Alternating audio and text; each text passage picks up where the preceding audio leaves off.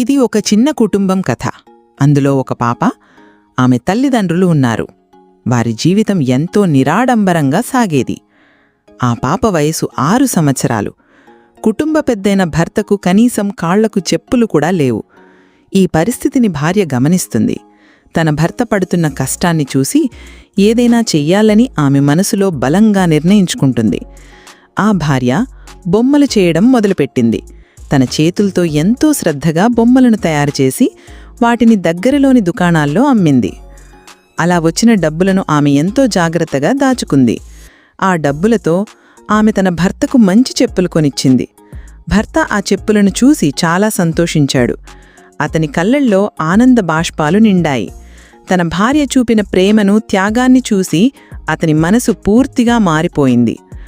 ఆ శుభ నిమిషం నుండి భర్త కూడా మారిపోయాడు. అతను పొలం పనులు చేశాడు. మేస్త్రీ పనికి కూడా వెళ్ళాడు. దొరికిన ప్రతి పనిని కష్టపడి చేస్తూ డబ్బులు సంపాదించాడు. రాత్రింబవళ్లు శ్రమించి ఆ కుటుంబం కోసం ఒక చిన్న ఇల్లు కొనుగోలు చేశాడు. ఆ భార్య చూపిన అంతులేని ప్రేమ, ఆమె చేసిన త్యాగం ఆ కుటుంబ జీవితాన్ని పూర్తిగా మార్చివేసింది.